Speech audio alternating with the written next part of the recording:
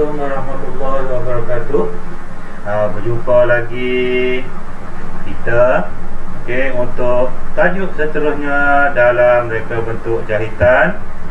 Okey, untuk reka bentuk teknologi tahun 5. Okey, sebelum ni kita dah belajar, cikgu dah sentuh beberapa jahitan asas yang perlu kamu pelajari, yang perlu kamu tahu. Kalau kamu masih ingat, antara jahitan-jahitan yang telah kita belajar iaitu jahitan tiar, jerujuk halus, jerujuk kasar, jahitan sembat, jahitan tilam pangkah, dan jahitan hiasan, iaitu jahitan hitam pari. Okey, ini ialah mata jahitan asas yang perlu kamu belajar. Kamu juga telah didedahkan, telah diperkenalkan dengan beberapa alatan jahitan, beberapa nama-nama alatan jahitan. Okey, untuk kali ini cikgu akan berkongsi lagi dengan kamu satu lagi topik, iaitu penghasilan artikel jahitan. Okey, apa maksud artikel? Okey, artikel ni ialah satu produk. Okey, satu produk, satu benda yang kita nak hasilkan melalui jahitan. Okey, jom kita belajar bersama dengan Cikgu Pendi. Okey, set kamu. Okey, ini ialah apa yang akan cikgu bincangkan, yang akan cikgu tunjukkan, iaitu kita akan sentuh hari ini. Artikel yang kita akan sentuh hari ini berserta dengan ini ialah beberapa alatan bahan jahitan.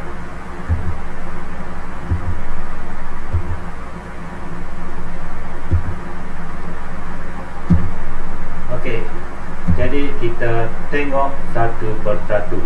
Sebelum kita mula belajar, kita kena tengok beberapa proses kerja. Okey, yang pertama ialah kita perlu menjana idea kreatif.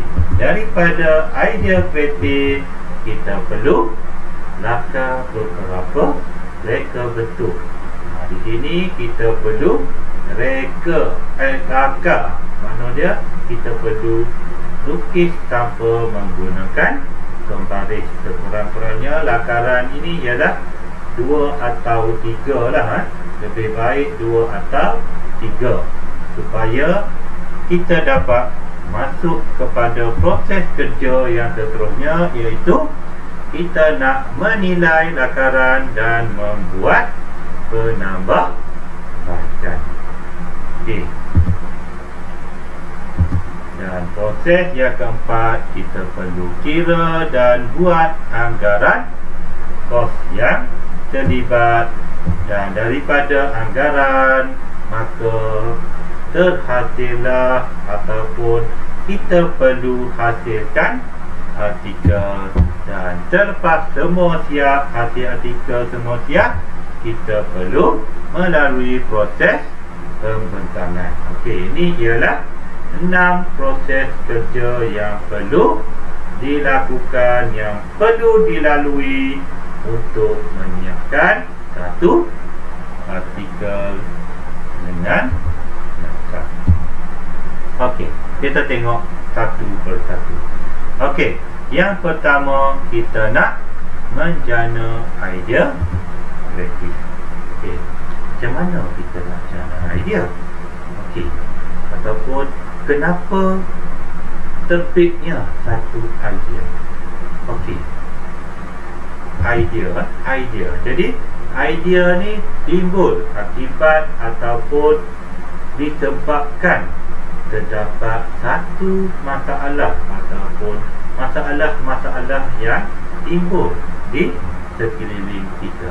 Okey, untuk kali ini kita nak tumpukan satu saja masalah iaitu masalah ketidakselesaan dengan pemakaian tali pijak geledah. Okey.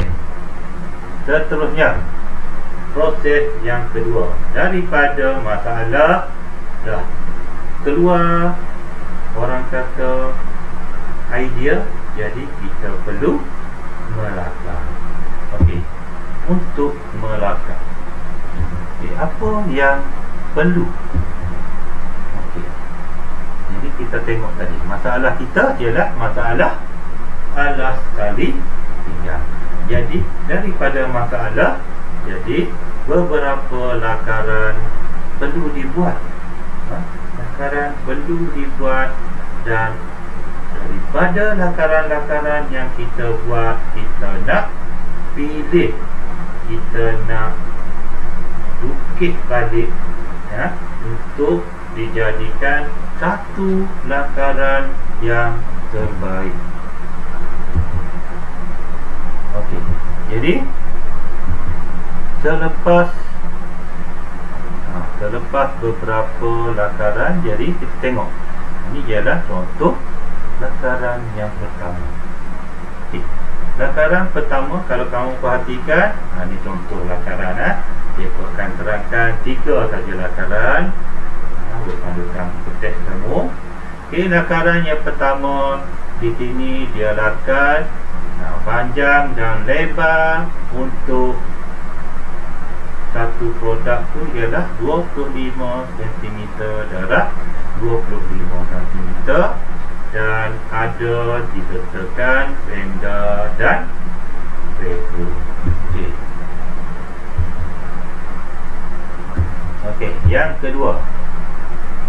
Okey, yang kedua ialah lakaran yang kedua lebih sama lah, lebih kurang macam lakaran yang pertama, dengan ketinggian 20 cm dan lebar 25 cm.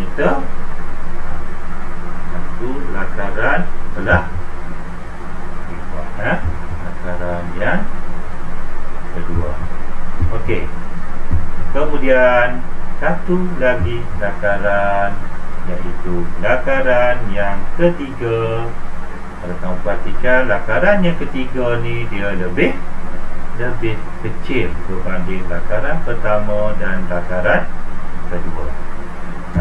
Dengan tinggi 20 dan lebar 8 cm. Okey.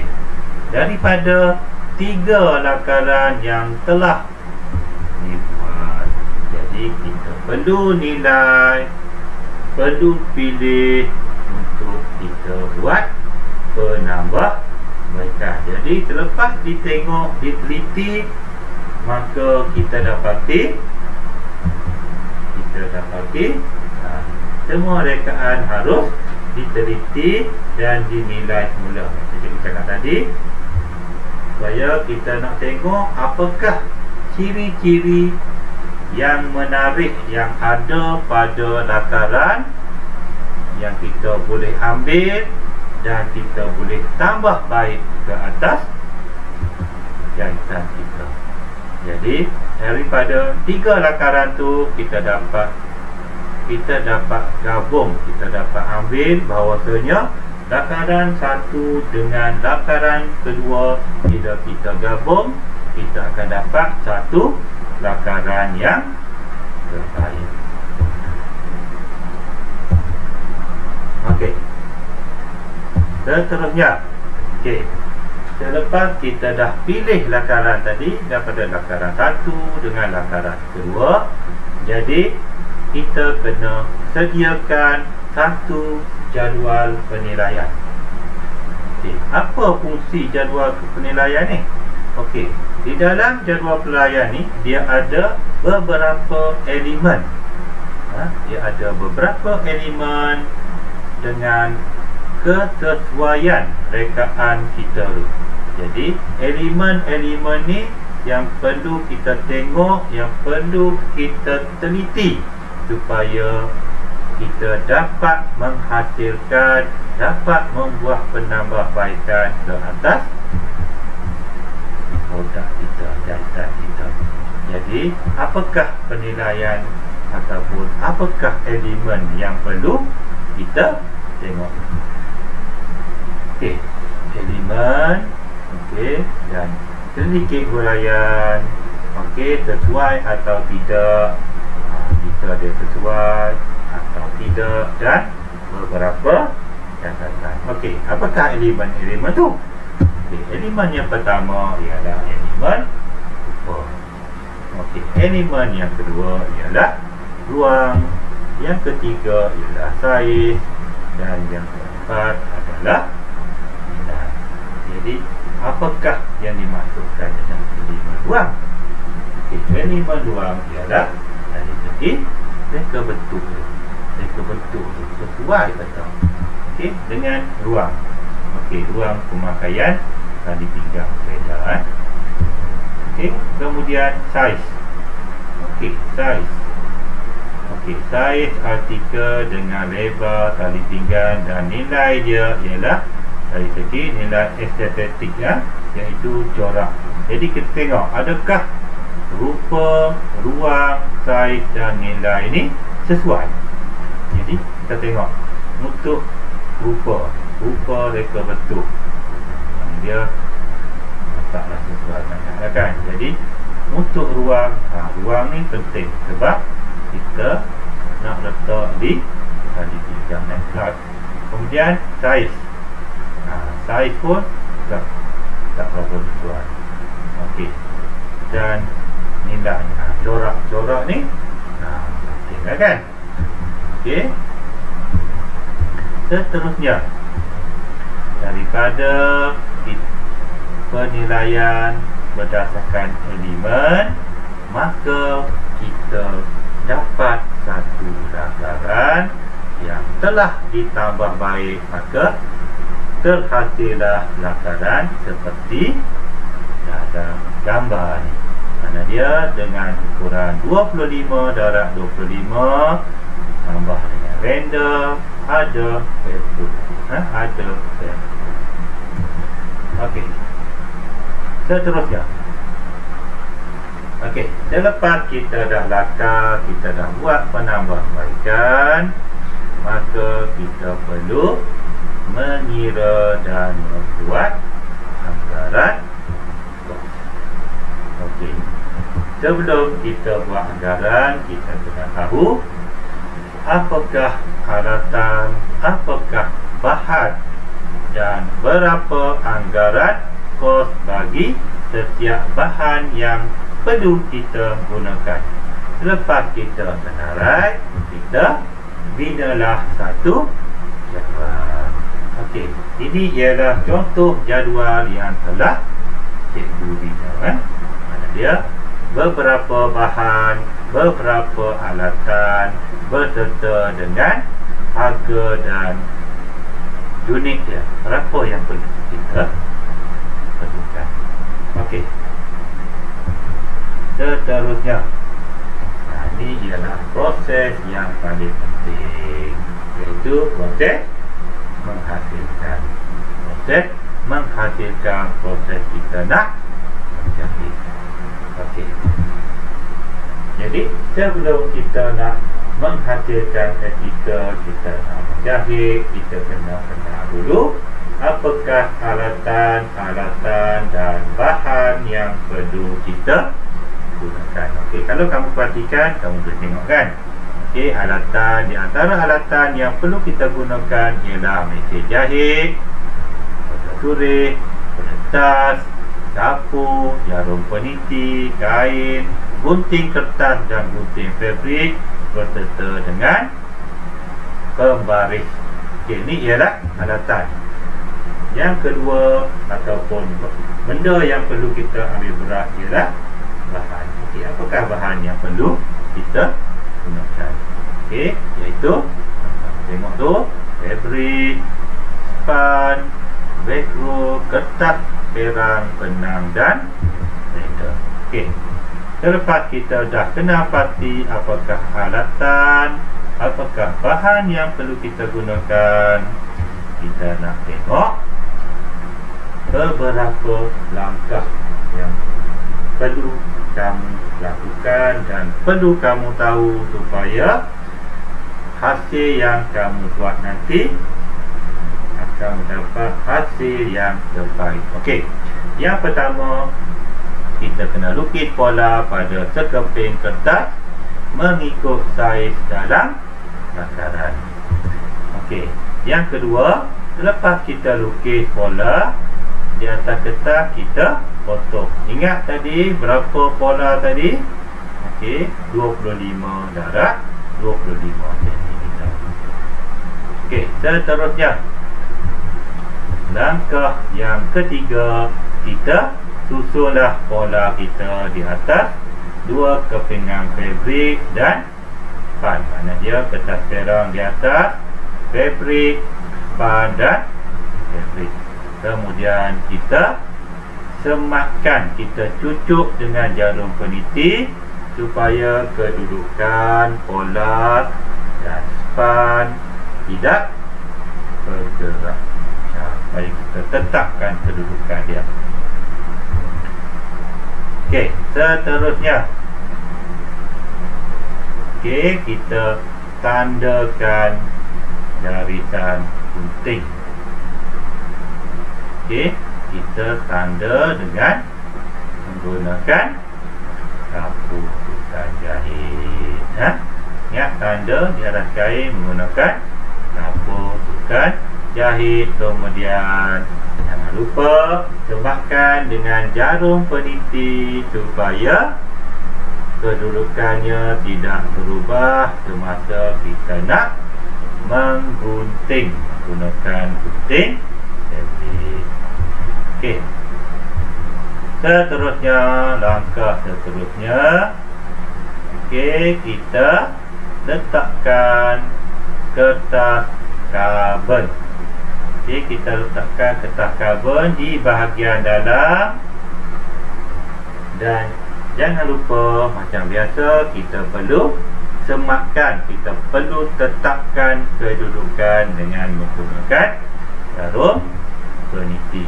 Dan kita pindahkan pola kita, pindahkan tanda garisan pola kita menggunakan roda tulis. Kita tolaklah roda tulis tu di atas kertas perang dan dia akan meninggalkan kesan ataupun meninggalkan bekas kepada fabrik kita. Okey, seterusnya, langkah yang ke-9, kita letaklah velcro. Letakkan velcro, susun velcro cantik-cantik di atas fabrik, di atas kain kita. Dan jangan lupa kita sematkan dengan jarum peniti supaya kedudukannya tidak berubah. Dan selepas disemat, kita pun jahitlah velcro kita. Okey, jahitlah velcro di atas kedua-dua fabrik. Okey, seterusnya, selepas kita dah jahit fabrik, kita susun balik kain tadi. Susun kedua-dua bahagian kain, letak span, sematkan jarum peniti dan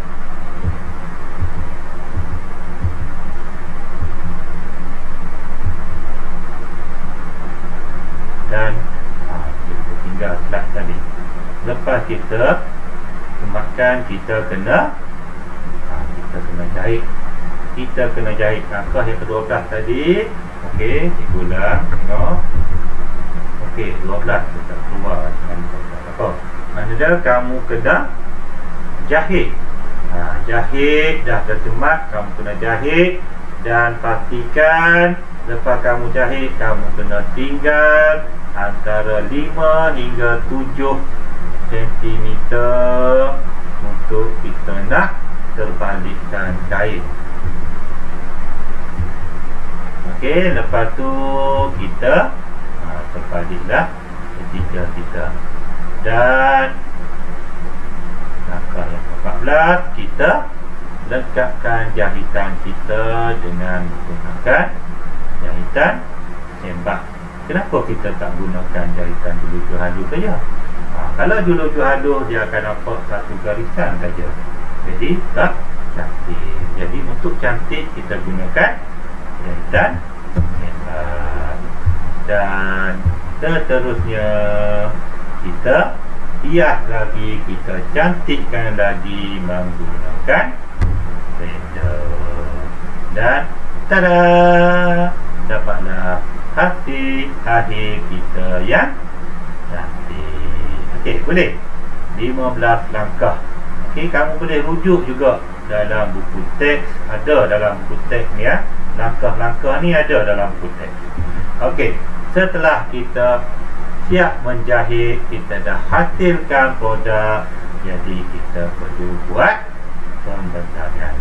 Jadi apakah kriteria, apakah benda yang perlu kamu lakukan, perlu kamu lalui sebelum kamu buat pembentangan. Jadi ni ialah senarai tema untuk pembentangan. Kamu boleh baca okey, boleh baca, ada di situ.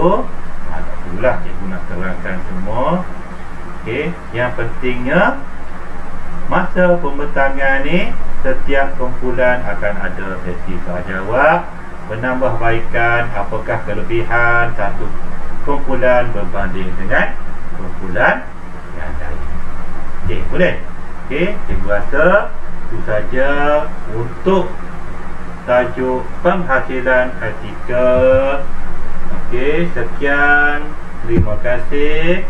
Semoga kita berjumpa lagi dalam tajuk-tajuk seterusnya. Jangan lupa subscribe lah channel cikgu jika merasakan ia berguna kepada kamu. Dan jangan lupa tekan butang okey, itu saja. Assalamualaikum warahmatullahi wabarakatuh.